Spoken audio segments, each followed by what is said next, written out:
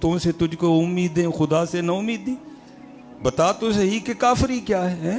رب کو اب بھی ہم نے نہیں پکارنا, حضور کی بارگاہ میں اب بھی ہم نے جھولی نہیں پھیلانی, نظریں اب بھی ہم امریکہ پہ لگا کے بیٹھے ہوئے نہیں. وہ بنا لینی انہوں نے کوئی نہ کوئی دوائی, لعنت امریکہ پھر اس کی دوائی پہ بھی حضرت. نہیں, اپنے اللہ کو پکارو حضرت, اپنے اللہ پہ یقین. وہ پکار کے تو دیکھو, اللہ قرآن میں خود کہہ رہے ہیں وَمَن يَتَوَكَّلْ عَلَى اللَّهِ فَهُوَ حَسْبُهُ, اور جو اللہ پہ توکل کرے گا اللہ اس کے لیے کافی ہے حضرت. ہاں, یہ وقت ہے اپنے اللہ کو پکارنے کا, یہ وقت ہے اپنے اللہ کے سامنے گڑ گڑانے کا. اب نہیں گڑ گڑانا تو کب گڑ گڑانا؟ ہاں, جھک جاؤ حضرت جی, لف جاؤ اپنے اللہ کے سامنے. اور یاد رکھو, میں کہتا ہوں اس سرزمین پہ صوفیہ نے بڑی کرم نوازی کی ہے حضرت, کشتہ کر کے دے دیا ہمیں. میاں صاحب نے تو اپنے کلام کی ابتدا اس سے کی کہ ہو سکتا ہے کسی نادان کو سمجھ آ جائے. آپ نے فرمایا اول حمد ثنا الہی جو مالک ہر دا, اس دا نام چتارن والا کسے میدان نہ ہردا حضرت. ہاں, پکارو بھائی اپنے اللہ کو, رخ کرو مسجدوں کا, جھک جاؤ اپنے اللہ کی طرف, اٹھا لو تسبیحاں حضرت, کھولو قرآن پاک, دیکھو خیر ہوتی ہے کہ نہیں ہوتی ہے حضرت, کر کے تو دیکھو.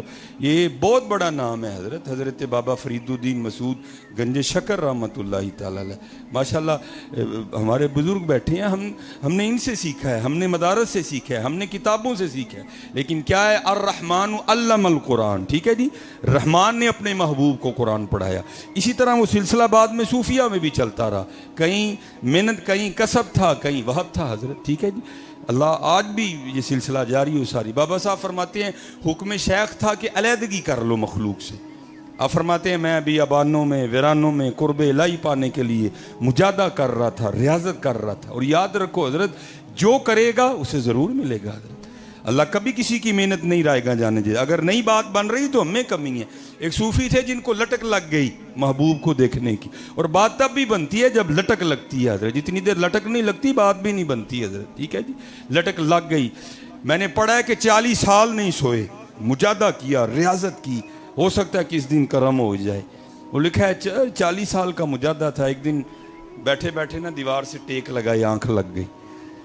سپنے دے وچ ملیا ماہی تے گل وچ پا لیاں باواں, ڈردی ماری اکھ نہ کھولاں کتے پھر بچھڑ نہ جاواں. خواب میں کرم ہو گیا. اسی لیے حکم دیا گیا یا ایھا الذین آمنوا اتقوا اللہ وکونوا مع الصادقین. او بھئی چنگیاں کل کتے ڈنگا نہ سوچ لیں.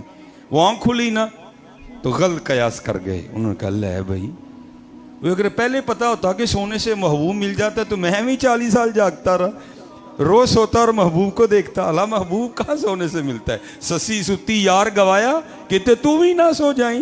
سونا تے حضرت یار بچھڑ جاندہ ہے. جاگ مسافر جاگ نہ کر نیند پیاری, ایس مسافر خانے اندر لٹے کہیں بے اوپاری حضرت. ہاں کہتے سوتا ہی نہ رہ جائیں میاں.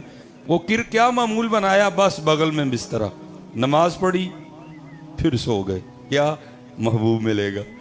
محبوب تو نہیں ملا. ایک دن پھر کرم ہوا, غیب سے آواز آئی, ہو بندے یہ کیا, پہلے سوتا ہی نہیں تھا اب تو اٹھتا ہی نہیں کوئی بھی.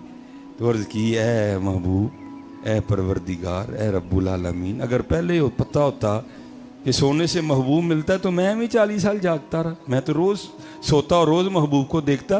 میں تو اس لیے پھر سو رہا ہوں, ہو سکتا ہے سونے سے پھر تو مل جائے. تو آگے سے جواب آیا, بندے تجھے کس نے کہا کہ سونے سے ہم ملتے ہیں, ہمارا ملنا 40 سال جاگنے کا پھل تھا. پھر 40 سال جاگ پھر دیکھ لے حضرت جی. ہاں یہاں تو محنت ہے حضرت جی, اور آج موقع ہے, کرو محنت حضرت جی. آج موقع ہے حضرت. دیکھو نا یہ موت اٹھا کے لے کے جا رہی ہے, لیکن ہم پہ اللہ نے کرم بھی کر دیا. میاں صاحب کیا فرماتے ہیں, فرماتے ہیں کالے وال مسافر ہوئے چٹے ڈیرے لائے, ویکھ محمد بخشا موت سنے ہی آئے. حضرت ماشاء علماء کثیر تعداد میں موجود ہیں. سب سے پہلے سفید بال حضرت ابراہیم علیہ السلام کو آئے, اس سے پہلے بال سفید نہیں ہوتے تھے. جنت میں ہر جنتی کی عمر 30 سال ہوگی, کسی کے بال سفید نہیں ہوں گے. میں اکثر سوچتا ہوں یار اگر جنت میں اللہ بندے کو جمع رکھنے پہ قادر ہے تو یہاں نہیں رکھ سکتا, یہاں بھی رکھ سکتا ہے. لیکن چٹے وال کانوں دیتے ہوئے بندہ بن جا, بندہ بن جا. اے پیغام آیا ہے مالک دا, سنیا آیا ہے, کالے وال مسافر ہوئے چٹیاں ڈیرے لائے, ویکھ محمد بخشا موت سنے ہی آئے ہیں. پھر یہ نہیں کہ صرف میاں صاحب کا یہ پیغام تھا, بابا صاحب نے بھی کہا.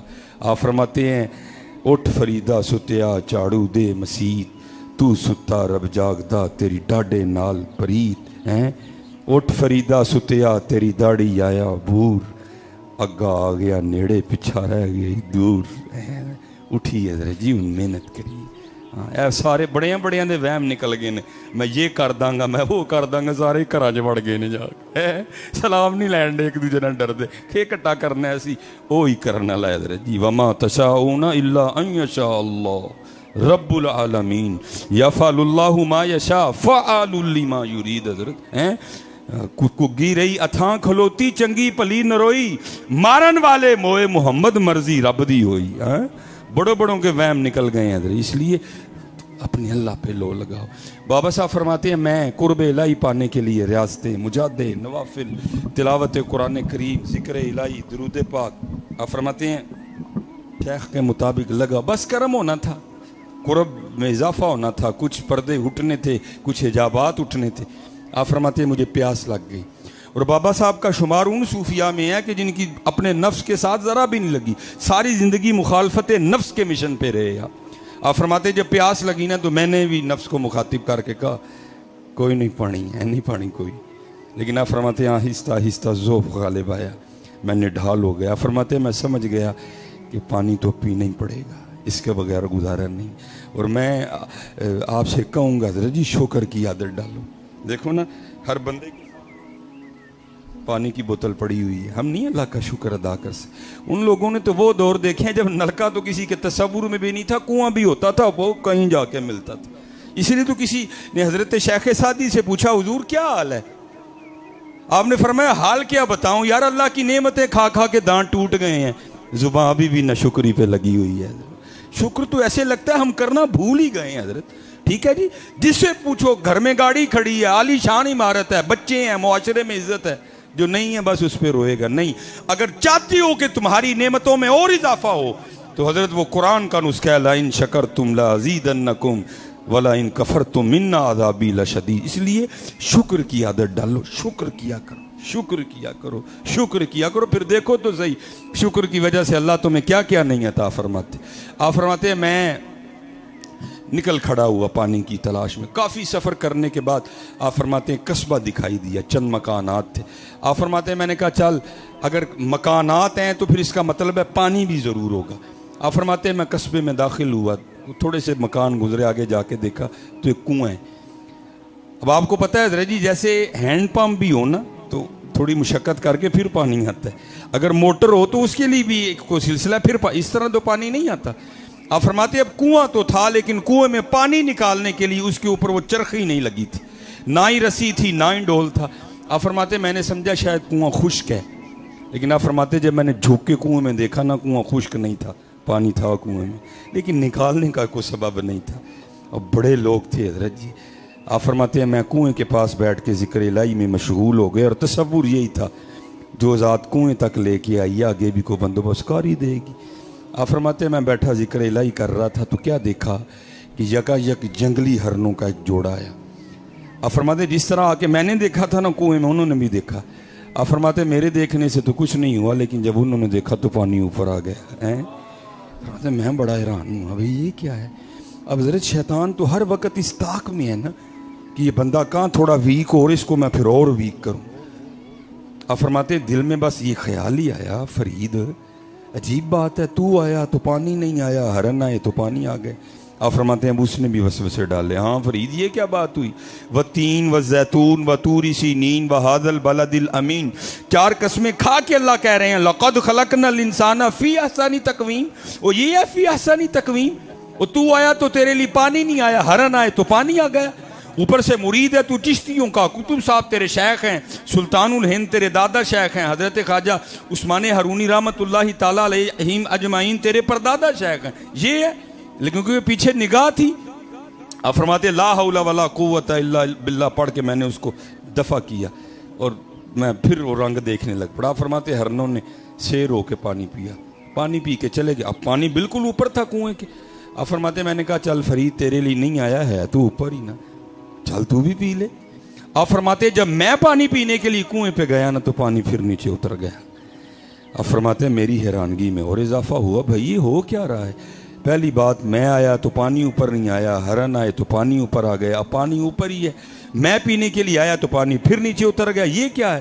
اب وہ عام تو نہیں تھے نا کہ راز راز ہی رہ جاتا, وہ تو خاص لوگ تھے حضرت. اور اقبال نے کہا تھا کیا خبر تجھ کو کہ ہے یہ راز کیا، دوست کیا، دوست کی آواز کیا، خشک مغزو خشک تارو خشک پوست از کجا می آئے دی آواز دوست۔